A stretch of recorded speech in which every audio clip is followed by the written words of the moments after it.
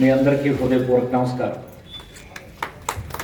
కృష్ణ నేను మాట్లాడాలి కానీ అందరూ మాట్లాడినప్పుడు వర్షం వస్తుందేమో అని వ్యవసాయ పనులకు వెళ్ళాల్సిన వాళ్ళు తొందరపడుతున్నారు. కొంతమంది ఇప్పటికీ వెళ్ళిపోయారు. ఇంకోసారి 2 మాటలు చెప్పడానికి అవకాశం ఉంటుందని ముందే నేను తీసుకున్నాను. నాకంటే ముందు మాట్లాడిన మిత్రులందరూ చెప్పారు, మీరు ఓటు వేస్తే ప్రభుత్వం వచ్చింది అధికారంలోకి 3 సంవత్సరాల క్రితం. ఇప్పుడు మళ్ళీ ప్రతి ఇంటికి పోయి అడుగుతున్నాం, ఈ ప్రభుత్వం పనిచేస్తున్న విధానం ఎలా ఉంది, మేము ప్రవేశపెట్టినటువంటి కార్యక్రమాలు మీకు అందుతున్నాయా, ఆ డబ్బు మీకు ఉపయోగపడుతుందా, మీ తాలూకా జీవన ప్రమాణాలు దానివల్ల ఏమైనా పెరిగాయా, మీ అవసరాలు తీరాయా, మార్పు కనిపిస్తుందా, ఇలాంటి అన్ని అంశాలని అడగమని పార్టీ నిర్ణయిస్తే ఆ కార్యక్రమం నివుడే కాదు, ఇలా ప్రతిరోజు మొత్తం రాష్ట్రం అంతా జరుగుతుంది. ఇలా సంవత్సరం పొడుగున ప్రతి గడపకి వెళ్ళి కలుస్తాం. అందులో భాగంగానే ఈరోజు ఈ మండలం నాయకులు అందరూ కలిసి మీ సర్పంచ్ గారితో సహా మండలంలో ఉన్న సీనియర్ లీడర్స్ అందరూ వచ్చారు. వాళ్ళందరూ మనిషి ఒక 50 ఏసీలు తిరిగారు. ఇక్కడ ఉన్నటువంటి వాలంటీర్స్ అందరూ తీసుకెళ్ళి చూపించారు. ఈ గ్రామం మొదటి నుంచి బాగా కష్టపడి జీవించేటువంటి గ్రామం. సో నేను ఇక్కడికి వచ్చినటువంటి ఈ 15-20 సంవత్సరాల్లో ఇప్పుడు ఎంతో అభిమానిస్తూ అటు గుండోలతో సహా నన్ను కూడా ఎంతో ప్రేమించినటువంటి గ్రామం. ఈ గ్రామ అవసరాలు తీర్చడానికి చాలా ప్రయత్నాలు ఇంతకుముందు కూడా చేశాం. నేను 2004లో ఎన్నికైనప్పుడు, తర్వాత 2009లో ఎన్నికైనప్పుడు నాకు సాధ్యమైనటువంటి పనులన్నీ చేశాం. ఇప్పుడే చెప్తున్నాడు కృష్ణ, జ్ఞాపకం చేస్తున్నాడు. ఆ రోజు రైతులందరూ వచ్చి నీరు కావాలని అడిగితే వంశధార నీరు తీసుకురావడం జరిగింది. ఆ తర్వాత లిఫ్ట్లు పెడితే కానీ కలవదనంటే 2 లిఫ్ట్లు శాంక్షన్ చేసి లిఫ్ట్లు ఇచ్చాం. మీ వ్యవసాయం అంతా 2 లిఫ్ట్ల మీదే కొంత అవుతుంది ఇప్పుడు. అలాగే తార్ రోడ్డు తర్వాత శాంక్షన్ చేయించి వేయించడం జరిగింది. ఇలా కొన్ని పెర్మనెంట్ కార్యక్రమాలు కొన్ని అప్పట్లో కొన్ని చేశాం. ఈసారి ప్రభుత్వం ఏం చేసిందంటే పెద్ద ఎత్తున సంక్షేమానికి అవకాశం ఇచ్చింది. మనకు స్వాతంత్రం వచ్చి 75 సంవత్సరాలు జరిగింది కదా, ఈసారైనా అన్ని అవసరాలు రాజ్యాంగంలో చెప్పినట్టుగా ఈ రాష్ట్రంలో ఉండేటువంటి పేదవాళ్ళ అవసరాలు తీర్చే పని 5 సంవత్సరాలు చేద్దామని చెప్పి ఎన్నికలకు ముందు ఈ మాట చెప్పాం. ఇప్పుడు కొత్తగా చెప్పింది కాదు ఇది. వైఎస్ఆర్ కాంగ్రెస్ పార్టీకి ఓటు వేయమని మీకు అడిగిన రోజునే మీరు ఓటు వేయండి, మాకు అధికారం వస్తే ఇది చేస్తాము అని చెప్పినటువంటి మాట ఇది. అందులోనున్నవే అలాగా అమలు చేస్తున్నాం. అమలు చేసి 3 సంవత్సరాలు అయ్యింది కనుక మీ అభిప్రాయం ఏంటి తెలుసుకోవడానికి వచ్చాం. అది అసలు కార్యక్రమం. చాలామంది డబ్బు అందుతుంది కానీ ఏదో డబ్బు అందుతుంది, డ్రా చేసేస్తున్నారు, ఖర్చు పెట్టేస్తున్నారు. కానీ ఏ పథకం కింద వచ్చింది, ఆ పథకం పేరేంటి, ఎంత వచ్చింది అన్న విషయం కుటుంబ సభ్యులందరికీ అవగాహన ఉండడం లేదు.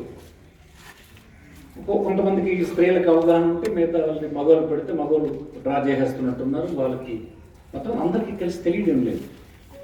ఇది ఎవరు, మీరు 50 ఏసీలు చూస్తున్నటువంటి వాలంటీర్ పని. ఆ 50 ఏళ్లలో ఏ ఒక్కరైనా చైతన్యం లేకుండా ఉన్నారని అంటే యూఆర్ రెస్పాన్సిబుల్. 50 ఇళ్ళకి ఎడ్యుకేట్ చేయలేదా 3 సంవత్సరాల్లోనా? ఏంటి అన్యాయం? మీరు దృష్టి పెట్టలేదు. వాళ్ళకి చేత కాలేదు, వాళ్ళు దృష్టి పెట్టలేదు. మీరు దృష్టి పెట్టద్దు, రేపటి నుంచి దృష్టి పెట్టండి. ప్రతి నెల ఒక 5 కుటుంబాలకి పూర్తిగా ఎడ్యుకేట్ చేయండి. ఫ్యామిలీ అంతా కూర్చోబెట్టి 1 గంట ఇంట్లో కూర్చొని, ఇగో ఈ పథకం కింద మీ పెద్ద ఆయనకి ఇంత వస్తుంది, ఈ పథకం కింద ఇంట్లో ఉన్న కోడలికి ఇది వస్తుంది, ఈ పథకం కింద ఇంట్లో ఉన్నటువంటి ఆడ మనిషికి ఇది వస్తుంది, పిల్లలకి ఇవి వస్తున్నాయి అని చెప్పలేరా? మరి ఏం చేస్తారా? ఓకే, నేను అడిగితే ఎవరు డబ్బులు తీసుకోవడం లేదు, లంచం అనేది అడగడం లేదు, మాకు తెచ్చి ఇచ్చేస్తున్నారు అని చెప్పారు. మంచిదే. మన రాష్ట్రంలో ఈ స్థాయిలో ఎక్కడ లంచం అనేది లేకుండా మనం అరెస్ట్ చేయగలిసాం. చాలామంది దీన్ని అంగీకరించలేరు. కానీ గొప్ప విషయం కదా. 1,60,000 కోట్ల రూపాయలు గడిచిన 3 సంవత్సరాలుగా ఇలాంటి అల్పాదాయ వర్గాలైనటువంటి రైతులు, కూలీలు, ఇలాంటి పేదవాళ్ళకి పంచితే ఎక్కడ ఒక్క కుటుంబం కూడా నాకు లంచం అడిగినారని ఒక్క కుటుంబం కూడా ఈనాడు ఎక్కడ చెప్పలేకపోతుంది.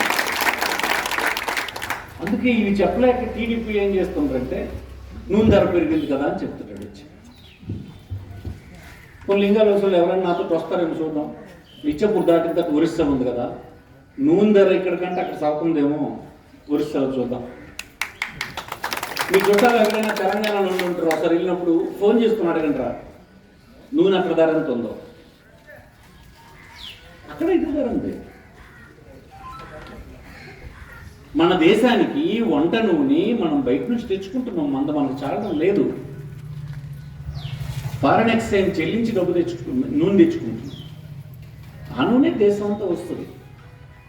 ఇక్కడ ఒక రేటు, బీజేపీ ఉన్న ప్రభుత్వం దగ్గర ఒక రేటు, కేరళలో ఉన్న కమ్యూనిస్ట్ ప్రభుత్వం ఒక రేటు, ఇక్కడ ఉన్నటువంటి బీజేపీ నవీన్ ప్రభుత్వంలో ఒక రేటు, పశ్చిమ బెంగాల్లో ఒక రేటు లేదు. దేశం అంతా ఒకేలాగా ఉంది. మీకు చెప్పిన పిల్లడికి నాలెడ్జ్ లేదు, ఆడికి బుర్రలేదు కనుక ఆడు చెప్తుంటారు. ఆడికి తెలియకనే చెప్పాలి, కథ మీకు మోసగించడానికైనా చెప్పాలి. ఇక పెట్రోల్ డీజిల్ పెరిగినాయి. పెట్రోల్ డీజిల్ కూడా మనకు బయట నుంచి వచ్చేదే. దేశం అంతా ఇవే రేట్లు ఉన్నాయి. మన రాష్ట్రం ఎంత ఉందో గుజరాత్లో అంతే ఉంది, ఢిల్లీలో అంతే ఉంది, ఒరిస్సాలో అంతే ఉంది, కలకట్టాలో అంతే ఉంది, చెన్నైలో అంతే ఉంది. ధరల పెరుగుదల జగన్మోహన్ రెడ్డి ప్రభుత్వంలో వచ్చిందని వాళ్ళు ఎందుకు చెప్తున్నారంటే, దీనికంటే వాళ్ళు చెప్పడానికి ఇంకోటి లేదు, వాళ్ళకి చెప్పడానికి అవకాశం లేదు.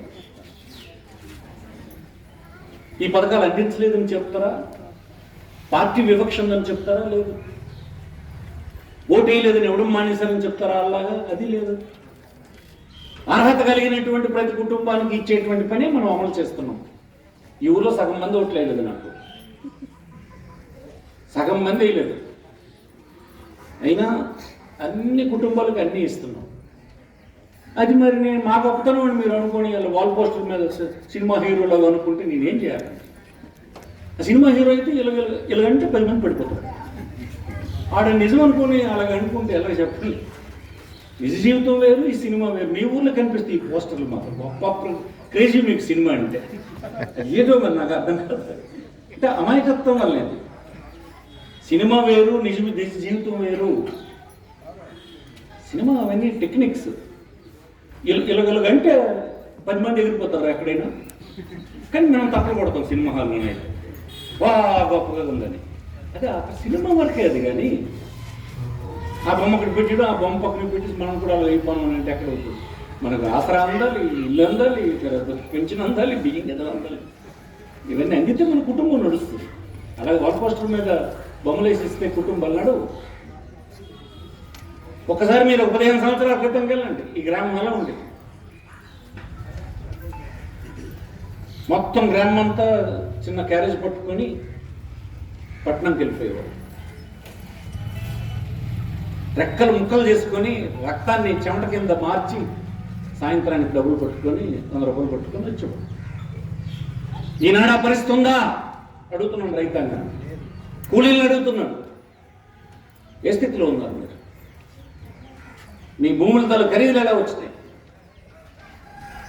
కడుపు నిండా ఆహారం ఎలా తింటున్నారు? వాల్ పోస్టర్ అంటే ఇచ్చేస్తే రాదు. కొద్దిగా జ్ఞానం పెరగాలి. మనం పక్కన ఉన్నాం, ఇంకా నాలెడ్జ్ రాకపోతే ఎలాగా? దేనివల్ల మన తాలూకా జీవన ప్రమాణాలు పెరుగుతాయి? ఎవరి వల్ల మన పిల్లలు అభివృద్ధిలోకి వస్తారు? అభివృద్ధి చెందిన పిల్లల సాధించిన మన పిల్లలు కూడా నిలబడి గౌరవం వచ్చేటువంటి బ్రతుకులు ఎలా వస్తాయి? ఏ పద్ధతి నుంచి వస్తాయి అన్నది ఆలోచన మనకు రాకపోతే ఎలాగా? ప్రతి స్కీమ్ వెనక అది ఉంది. 15,000 ఎందుకు ఇస్తామంటే అకౌంట్లో వేస్తామంటే పిల్లలు స్కూల్కి పంపిస్తే ఆ పిల్లాడిని మీరు పొరపాటున 100 రూపాయలు కూలి వస్తుందని కూలి మానిపించి స్కూల్కి పంపించేస్తారేమని భయంకి ఆ తల్లి అకౌంట్లో 15,000 రూపాయలు ప్రతి సంవత్సరం వేయడం జరుగుతుంది. మీరు అది దాన్ని అమ్మ ఒడి అంటే దాని అర్థం అది. మీ పేరును అంతకుముందు లోన్ ఇచ్చి మీకు నా కోటేస్తే మాఫీ చేస్తానని ఆనాడు ఉన్నటువంటి గౌరవనీయ ముఖ్యమంత్రి, అప్పుడు ముఖ్యమంత్రి చంద్రబాబు గారు మీకు చెప్తే మీ అందరూ ఓట్లు వేస్తే ఆ ప్రభుత్వం వచ్చింది 5 సంవత్సరాల క్రితం. మీ సంఘాలు వాడినటువంటి డబ్బు ఆయన కట్టకుండా వెళ్ళిపోయినాడు 5 సంవత్సరాల తర్వాత. వెళ్ళిపోతే జగన్మోహన్ రెడ్డి వచ్చినప్పుడు చెప్పాడు, మీ డబ్బు అతను కట్టలేదు, బ్యాంకుల మెట్లు మళ్ళీ మీరు ఎక్కే పరిస్థితి లేదు, బ్యాంకులు మిమ్మల్ని వేధించుతున్నాయి, అందుకోసం నా ప్రభుత్వం వస్తే ఆ డబ్బు అంతా తీరుస్తానని చెప్పాడు. అది ఎలా తీరుస్తాను? ఒకసారి తీర్చండి. 4 దఫాలుగా 4 సంవత్సరాల్లో వేసి నీ అప్పు తీర్చి బ్యాంకు దగ్గర నువ్వు తలెత్తుకునేటట్టుగా మళ్ళీ నువ్వు బ్యాంకుకి గౌరవంగా వెళ్ళేటట్టుగా చేస్తానని అతను చెప్పాడు. ఆ మాటే 3 సార్లు మీ అకౌంట్లో అప్పు మాఫీ కింద పడిందని మీకు ఈ సందర్భం మనం చేస్తే ఎంతమంది తెలుస్తుంది? ఎగ్గొట్టింది ఆయన, ఓట్లేసింది ఆయనకి. మీరు బ్యాంకుల్లో తలంచుకున్నది మీరు, మోసగించబడ్డది మీరు, బ్యాంకు మెట్లు ఎక్కలేకపోయింది మీరు. మళ్ళీ మెట్లు ఎక్కించడానికి, మీ గౌరవం మళ్ళీ మీరు తిరిగి పొందడానికి అప్పు తీర్చి చెప్పని 3 దఫాలుగా వేసినాం. ఎవరైనా చెప్పారా? మీరు ఇళ్ళకెళ్ళి ఏం చేస్తున్నారా? ఓ డిపార్ట్మెంట్ దీనికి పనిచేస్తాం, మేము మాత్రం ఎడ్యుకేట్ చేయలేకపోతే ఎలాగా? ఎవరికి సంబంధించింది ఇది? మహిళా సమాఖ్యలో ఎవరున్నారు? ఈ పనులన్నీ చేయొద్దా? ఇంతమంది ఉద్యోగులను మీ దగ్గర పెట్టాం, అందరూ గ్రాడ్యుయేట్స్, పిల్లలు బాగా చదువుకున్నటువంటి వాళ్ళు ప్రతి పనికి పెట్టాం. ఇక్కడ ఒక ఆఫీస్ మీ దగ్గర కట్టాం, ఇంకా ఉన్న 2 ఆఫీసులు పూర్తవుతున్నాయి. ₹1 కోటి 3 భవనాలు. ఇది దేనికి? 3 సంవత్సరాలు కదా ఈ మార్పు అంతా. 3 సంవత్సరాలు వచ్చిన మార్పు ఇదంతా. ఎవరు చెప్తారు? బ్రోకర్ల తాలూకా చెయ్యి సాగడం లేదు కనుక, జన్మభూమి కమిటీ మెంబర్లని లంచాలు తీసుకోవడానికి అవకాశం మరి లేదు కనుక వాడేదో మోపించే పని చేస్తుంటారు. ప్రజలు ఎప్పుడు జ్ఞాపకం పెట్టుకోవాల్సింది ఒకటే, అధికారం అనేది మీరిస్తేనే ఎవరికైనా వస్తుంది. నేను ఎమ్మెల్యే అయినా, ఈనాడున్న ప్రభుత్వం వచ్చినా, ఇంకే ప్రభుత్వం ఎప్పుడు వచ్చినా ప్రజలతో మాత్రమే ప్రజాస్వామ్యంలో అధికారంలోకి ప్రభుత్వాలు, వ్యక్తులు వస్తారు తప్ప ఇతరులు కాదు. అందుకోసమే మాయ మాటలు చెప్తారు జనానికి. ఈ ప్రశ్నలకు జవాబు చెప్పానండి. మాఫీ చేస్తానని చంద్రబాబు చెప్పలేదా? 5 సంవత్సరాల అధికారం మీరు ఇవ్వలేదా? 5 సంవత్సరాల తర్వాత ఆయన మాఫీ చేయకుండా పక్కకు తరిగిపోలేదా? ఇదే కదా. ఈనాడు అన్ని మార్పులు చేస్తాం 3 సంవత్సరాల్లోనే.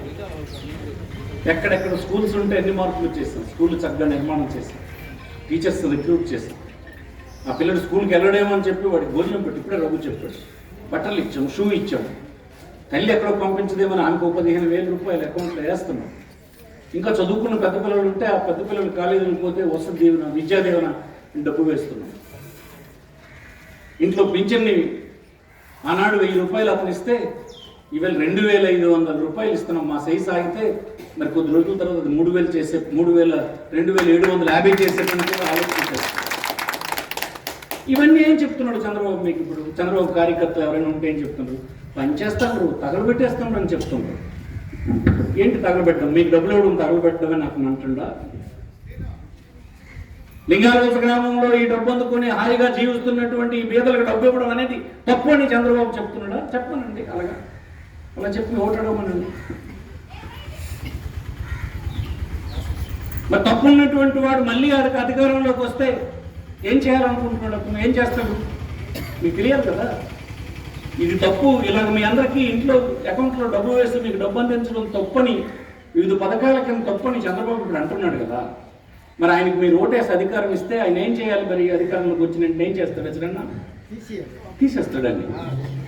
తీసేయడం మరి మీకు ఇష్టమైతే అప్పుడు ఆయన తీసేయడం ఎందుకు? మీరు ఇప్పుడే చెప్పండి, ఇప్పుడే తీసేస్తాం మేము. మాకు ఇవన్నీ డబ్బులు ఇవ్వడం శ్రీకాకుళంలో మీరు పెట్టకండి అని మీరు అంటే ఇప్పుడే చెప్పండి. మా పని మేమే చేస్తాం. చంద్రబాబు గారు ఎందుకు? ఆయన ఓటేసి ఆయన చేత పొడిపించుకోవడం ఎందుకు? నువ్వా ఇంటికి వచ్చిరా తర్వాత మీకు అన్ని సెట్ చేసి నీకు మాట్లాడడానికి ఇస్తాం. ఏంటి? అందుకోసం తప్పు, ప్రజలకు ఇవ్వడం తప్పు అని అంటే ఆ మాట చెప్పండి, మీరే చెప్పండి. మాకండి ఇవ్వకండి అంటే మా వాళ్ళు చెప్పేస్తాం, ఇప్పుడే స్టాప్ చేసేయండి రండి. ఇప్పుడు ఇక్కడికి వచ్చిన వాళ్ళు ఎవరైనా చెప్పండి, మాకు ఇలా డబ్బులు ఇవ్వడం తప్పు అని వాళ్ళు ఎవరైనా ఉంటే చెప్పండి, చేయొద్దని. మరి అదే కదా చంద్రబాబు చెప్తుంది, అదే కదా. పెంచినడం తప్పు, ఆసరాలు ఇవ్వడం తప్పు, వడ్డీ మాఫీ చేయడం తప్పు, బ్యాంకులో మీకు ఉన్నటువంటి డబ్బు తిరిగి కట్టడం తప్పు, మీ పిల్లలు చదివించడం తప్పు, స్కూల్ బాగు చేయించడం తప్పు, మీ దగ్గర సెక్రటేరియట్ కట్టడం తప్పు, ఎంతమంది ఉద్యోగులను నియమించడం తప్పు, మీకు ఆరోగ్య ఫ్రీ ఇప్పించడం తప్పు, మీ పిల్లలకు భోజనం పెట్టడం తప్పు, నీ పిల్లలకు బట్టలు ఇవ్వడం తప్పు, నీ పిల్లలకు బూట్ ఇవ్వడం తప్పు, నీ పిల్లలకు బెల్ట్ ఇవ్వడం తప్పు. అదే కదా అతను చెప్తుంది. చెప్పండి. వాల్ పోస్టర్ అంటించడం కాదు జీవితం, నిజ జీవితం అని అంటే వాల్ పోస్టర్ కాదు. నిజ జీవితంలో ఇన్ని ఉన్నాయి, ఇన్ని కష్టాలు ఉన్నాయి, ఒక కుటుంబం వెనక ఇన్ని బాధలు ఉన్నాయి, ఎంత కన్నీరు ఉంది. అది తొడవాలంటే ఇన్ని పనులు చేస్తేనే ఆ కన్నీరు తొడగలదు.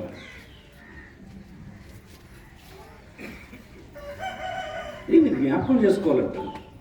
సెక్రటేరియట్ సిబ్బంది అంతా చెప్తున్నాడు, సిన్సియర్గా చేయాలి. ఇంకా ఎంతమంది ఉన్నారు ఇక్కడ? టోటల్ పాపులేషన్ అంతా 1400 చిల్లర ఉన్నట్టుంది మీ సెక్రటేరియట్లో. ఎడ్యుకేట్ చేయాలి.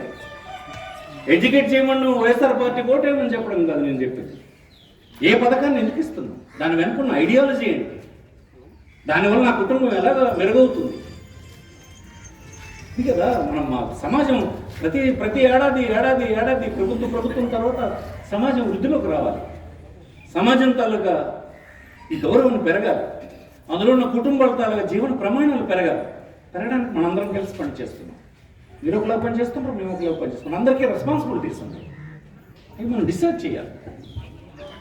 ఇంతమంది ఎడ్యుకేటెడ్, బాగా చదువుకున్నటువంటి, యూనివర్సిటీ నుంచి వచ్చినాడు, ఇంజనీరింగ్ కాలేజ్ బాగా నాలెడ్జ్ నుంచి రోజు తెలుసుకుంటున్నటువంటి మీరు ఎలా రావాలి? మార్చేయాలి. మీ తాలూకు ఈ ఊర్లో ఇంతమంది ఉద్యోగులు మీరు ఉన్నారని అంటే ఈ ఊరి మీద ప్రభావం పడాలి. ఓట్లేయడం కాదు అది, మాకు ఓట్లేయడం అనేది ముఖ్యం కాదు.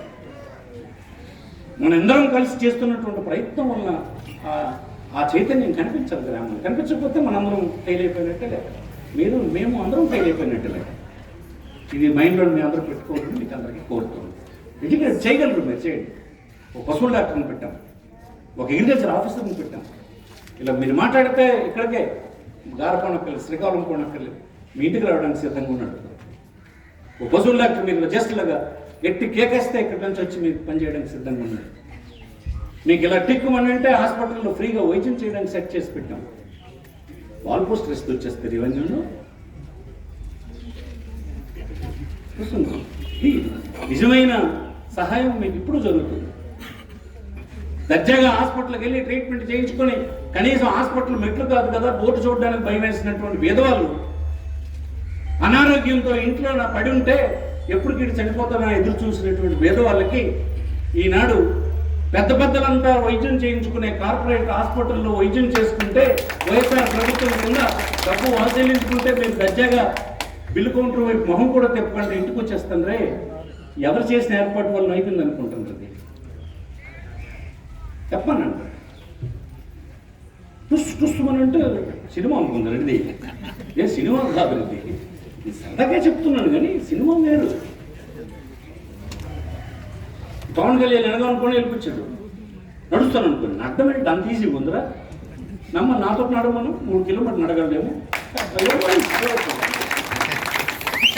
ఎన్నో బొమ్మల మీద యాక్షన్ చేస్తారు. నాకు 44 సంవత్సరాలు నడమను. నాతోటి 45 సంవత్సరాలుగా ప్రజల జీవితంలో మమేకమైన వాళ్ళు మేము. అలా నిరంతరం ఉన్నా లేకపోయినా, ఎండ్ అయినా వాన్ అయినా, అధికారం ఉన్నా లేకపోయినా జీవితాలతో అలాగా ముడిపడిన వాళ్ళం. ఇట్లా అలా సరదాగా అయిపోద్దా? నడమందా మాటలు చెప్పినంత ఈజీ కదా ప్రజా జీవితం. ఈ ప్రోగ్రామ్స్ అన్ని ఎలా వచ్చినాయి చెప్పుకుంటే మీకు పెద్ద చెప్పుకుంటారు. ఈ అధికారం రాకముందు జగన్మోహన్ రెడ్డి తిరిగాడు, సంవత్సరం తిరిగాడు జనం మధ్య. మన ప్రాంతం నుంచి కూడా వెళ్ళాడు, మీకు తెలుసు.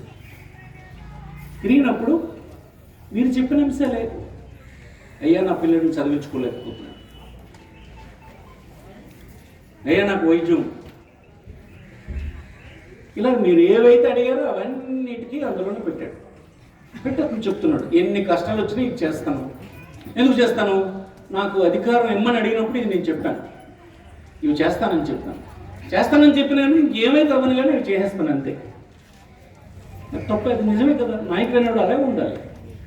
ఒకసారి అతను నోటెంబడి మాటిచ్చాడు, మాటిస్తే ఓటేశారు, ఓటేస్తే ప్రభుత్వం వచ్చింది, ప్రభుత్వం వస్తే అతను మాట నిలబెట్టుకోవాల్సిన అవసరం ఉంది కనుక అతను పనులు వస్తుంది. ఎందుకంటే ఇంక పనులు ఉన్నాయి మనకి. ఇప్పుడు అసలు చెప్పినట్టు ఈ రోడ్డు ఇంకా అందంగా వేయాలి, రోడ్డు అందంగా వేయాలి, కానీ మీరు మాత్రం రాళ్ళు పెట్టడం మానరు, రోడ్డు మీద కట్టడం మానరు.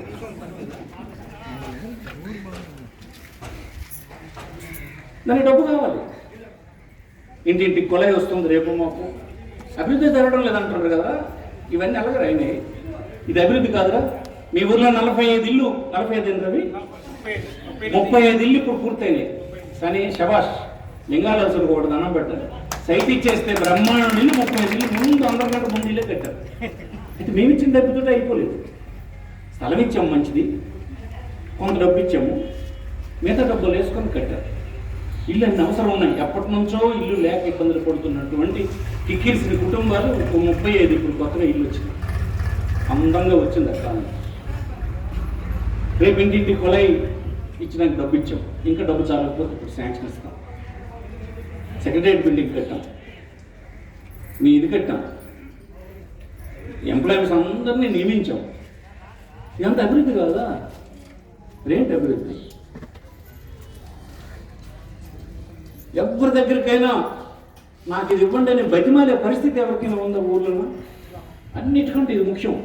ఒక పేదవాడు తన ప్రభుత్వం అందించినటువంటి పథకాలు అందుకోవడానికి ఎవరి వద్దకు వెళ్ళి తలంచకుండా ఉండేటువంటి పద్ధతి తెచ్చామే, అది ఆత్మాభిమానం అంట. ఎవరి వద్ద తలంచకుండా రాజ్యాంగం సూచించిన విధంగా తనకిచ్చేటువంటి సౌకర్యాలు ప్రభుత్వం ఇచ్చేటట్టుగా తెచ్చామే, అది గొప్ప పద్ధతి ఈ ప్రభుత్వంలోని. మీకు ఈ సందర్భం ఆయన ఎవరికి ఇప్పుడు అంటాడు, నాకు ఇవ్వకపోతురా నీ గొప్పతనం కాదురా నాయనది, ఈ ప్రభుత్వం గొప్పతనం. వాటితో సంబంధం లేకుండా నీ అవసరం తీర్చాలి, నీ కన్నీరు తుడవాలి, నీ ఆకలి తీర్చాలి అనే ప్రభుత్వం గొప్పతనం తప్ప నువ్వు ఇంట్లో కూర్చొని పోతుకోరులాడినంత మాత్రం అది రాలేదు. ప్రభుత్వం వచ్చిన తర్వాత ఆకలికో కన్నీరుకో పార్టీలను ముడిపెట్టవద్దని తీసుకున్నటువంటి గొప్ప నిర్ణయం వల్ల అది జరిగింది. కానీ నాకు ఇవ్వకపోతురా అని పోతుకోరులాడడం కాదు. ఆ నిర్ణయం తీసుకున్న ప్రభుత్వం గొప్పతనం, దాన్ని అప్రిషియేట్ చేయడం నేర్చుకోవాలి. వాడనే చూడకండి, ఆడే పార్టీ కోటేస్తే చూడకండి, రేపు మన పార్టీకి వేస్తాడన్నది కూడా చూడకండి, వాడికి అర్హత ఉందా లేదో చూడండి, వాడి బేదరికం ఉందా లేదో చూడండి, వాడి కన్నీరు తొడవండి, వాటిని తీర్చండి, అట్లా మార్పు వస్తారని కాకపోయినా పర్వాలేదు అనేటువంటి నిర్ణయం తీసుకున్న ప్రభుత్వం ఉంది, ప్రభుత్వాధినేతది, అది గొప్పతనం. కానీ ఇంట్లో కూర్చొని పూతకూరలు ఆడేస్తే అయిపోతుందా? పూర్వం ఇలానే ఉండేది. జన్మభూమి కమిటీ మెంబర్లు అంటాడు, కలెక్టర్ గారి దగ్గరికి వెళ్తే కలెక్టర్ మళ్ళీ అక్కడ పొమ్మని ఉంటాడు. మీ జన్మభూమి కమిటీ దగ్గర ఏంటో జన్మభూమి ఏంటో కమిటీ, ఆడికి 1000 రూపాయలు ఇస్తే నాకెంత ఇస్తామని అడగడమేనా జన్మభూమి? ఇదే చంద్రబాబు పాలన. దానికి దీనికి ఎంత తేడా ఉందో, నక్కకి నాగలో కనుక్కున్నంత తేడా. ఒక సామాన్యుడు వెళ్ళి అక్కడికి వెళ్ళి దరఖాస్తు ఇస్తే కలెక్టర్కి ఇస్తే కలెక్టర్ మీ ఊర్లో ఉన్న బ్రోకర్ల దగ్గరికి వెళ్ళని చెప్పేటువంటి పాలనకి ఈవేళ కులంతో, మతంతో, ఓటుతోటి, పార్టీతోటి దేంతోటి సంబంధం లేదు, నువ్వు దర్జాగా మా ప్రభుత్వం ప్రకటించినటువంటి సంక్షేమ కార్యక్రమం అందుకునే హక్కు నీకు ఉంది అని చెప్పేటువంటి ఈ పద్ధతికి తేడా లేదా? ఈ పరిపాలన ఎందుకు 3 సంవత్సరాలు అని చెప్తున్నంటే 3 సంవత్సరాల నుండి ఇవన్నీ మీరు చూశారు. కొత్తగా ఇప్పుడు మీకు కొత్తగా చెప్పడానికి కాదు, ఇవన్నీ జరిగినవి మీకు అనుభవం ఉన్నవి. ఒకసారి ఇది కరెక్టా కాదా మిమ్మల్ని అడుగుదామని వచ్చినాం. కరెక్ట్ కాకపోతే, కరెక్ట్ కాదని చంద్రబాబు అంటుంటే బాబులని అది ఇది అంటున్నారు కదా, కరెక్ట్ కాదని అతని దాకా చెప్పి మళ్ళీ అంతవరకు ఎందుకు? మీరే చెప్పండి, మాకు పింఛనాలు వద్దు, మాకు తీసేయండి అని.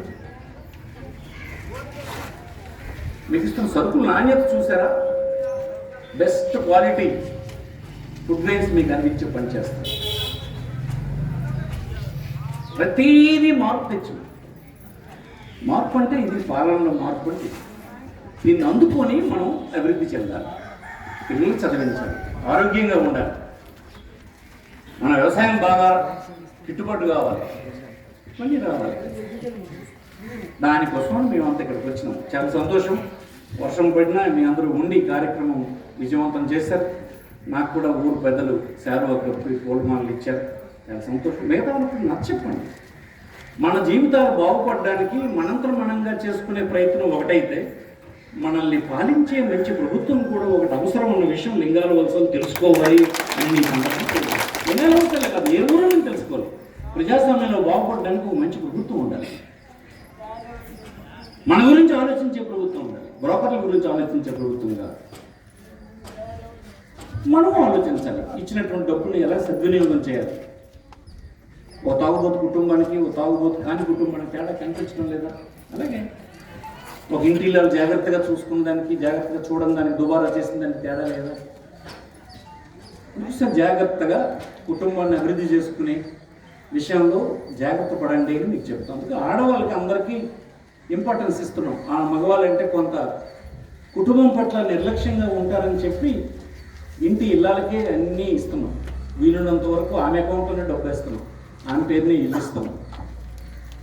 అంటే ఆ ఇల్లు బాగుపడుతుంది ఆమె. ఆడదానికి ఉన్నటువంటి సహనం, ఓర్పు, కుటుంబం పట్ల బాధ్యత చాలా దగ్గరలో మగవాళ్ళకు ఉండదు. అందుకోసం ఆ ఆడవాళ్ళని, ఇళ్ళని బలోపేతం చేయాలని ఈ ప్రభుత్వం నిర్ణయించే ఈ పనులన్నీ చేస్తున్నాం. ఈ విషయాలన్నీ మీరు ఇంటింటికి వెళ్ళి ఏ 50 కుటుంబాలకు చెందినటువంటి వాలంటీర్ ఆ 50ని, మీ డిపార్ట్మెంట్కి చెందినటువంటి వారిని పూర్తి నాలెడ్జ్, ఏ పథకం ఎందుకు ఇస్తున్నాం, ఎందుకు మీరు ఇక్కడ ఉన్నారు అనేది వాళ్ళకి స్పష్టంగా అప్పుడు ప్రభుత్వం తేడా ఏంటి, ఇవన్నీ మీరు తెలుసుకోవాలి. ఒకేసారి 2,50,000 మంది ఉద్యోగులు ఇట్లాంటి క్వాలిఫైడ్ పిల్లల్ని రిక్రూట్మెంట్ చేస్తే ఒక్క దగ్గరైనా ఒక పిల్లడు చెప్పను, వాళ్ళు చదువుకున్నారు, మన ఊరోళ్ళు కాదు, ఎక్కడెక్కడ వాళ్ళు. నేను లంచం ఇచ్చి వచ్చాను, నాకు ఉద్యోగం వచ్చిందని ఒక్క పిల్లడు చెప్పమనండి. వీళ్ళున్నారు కదా ఇక్కడ, చెప్పనండి, మీ అందరి ముందు అడుగుతున్నాను. పూర్వంకి ఇప్పటికి తేడా అదే కదా. 2,50,000 మంది పిల్లలకి ఉద్యోగం వస్తే ఒక్క పిల్లడు నేను డబ్బు ఇచ్చి లంచం ఇచ్చి వచ్చానని చెప్పమని ఒక్క పిల్లడు. అది కదా మార్పు అంటే. ప్రజల్ని దోచేసి విసిగించి లంచాలు మయం చేసి పారదెబ్బేసినటువంటి ప్రభుత్వానికి దీనికి తేడా లేదని అంటే, తేడా లేదంటే ఎలా తెలుస్తుంది?